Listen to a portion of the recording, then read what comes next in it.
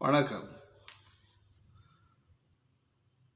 4ஆம் பாவக அதிபதி 12ஆம் பாவகத்தில் இருக்கின்ற பொழுது அனைத்தும் இன்பங்களையும் அனுபவிக்க முடியாதவராக இருப்பார். எல்லாம் அனைத்து இன்பங்களையும் இழந்து துன்புறுவார். முட்டாள்தனமாக இருப்பார். தீய ஒழுக்கம் உடையவராக இருப்பார். சோம்பல் உடையவராக இருப்பார். 4ஆம் அதிபதி 12ஆம் பாவகத்தில் இருக்கின்ற பொழுது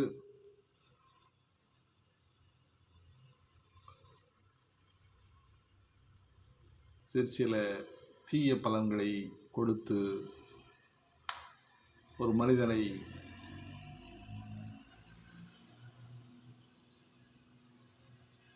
சிரமப்படுத்தும் என்பதை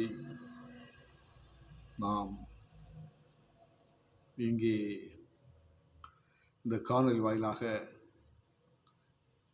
வழங்கியிருக்கின்றோம். நண்பர்களே, உங்களுடைய சாதகத்தை கையில் எடுத்துக்கொண்டு லக்கணம் என்பது இன்று சோதிட ஆர்வலர்கள்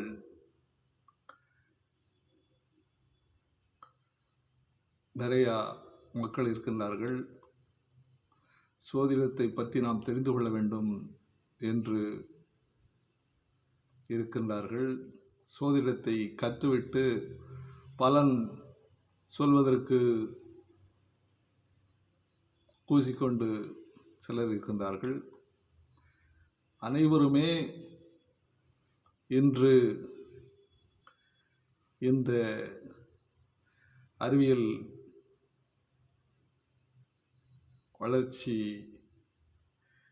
மிக்க இந்த உலகத்தில் நாம் இருந்த இடத்தில் இருந்து கொண்டே அனைத்தையும் நாம் தெரிந்து கொள்ளக்கூடிய அளவிலே நாம் இருக்கின்றோம். அந்த அடிப்படையில் சோதிடம் சார்ந்த விஷயங்களை நாம் தெளிவுபடுத்துவதை இந்த காணொலியை காண்கின்ற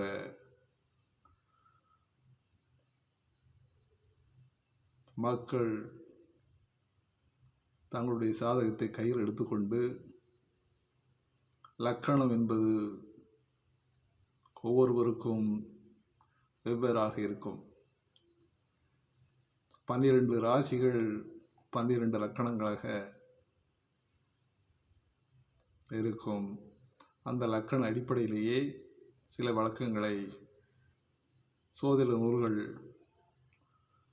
கூறி அவற்றிற்கு பலன்களை வழங்கியிருக்கின்றன. அந்த அடிப்படையில் நீங்கள்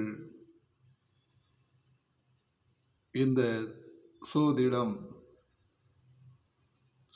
என்பது திடத்தை ஏற்படுத்தக்கூடியதாகத்தான் இருக்க வேண்டும் தவிர பயத்தை ஏற்படுத்தக்கூடியவையாக இருக்கக்கூடாது என்பதற்காகத்தான் நிறைய விஷயங்களை, தெரிந்த விஷயங்களை நாம் அனைவருக்கும்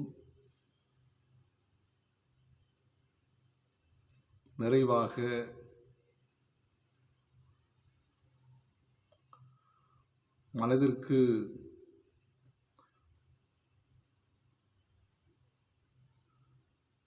மனதில் ஒரு அழுத்தத்தோடு நம்மளை அணுகினால் கூட அவர்களுக்கு மனதை சுமையை குறைத்து அவர்கள் வாழ்வில் வளம்பெறுவதற்கு பல்வேறு வழிகளை நாம் இந்த சோதிட ஆய்வு மூலமாக வழங்கி கொண்டிருக்கின்றோம். இதை அனைத்து மக்களும் இந்த காணொலியை கண்டு பயன்பெறுமாறு அன்புடன் வேண்டி விரும்பி கேட்டுக்கொள்கிறேன். வாழ்க வளமுடன்.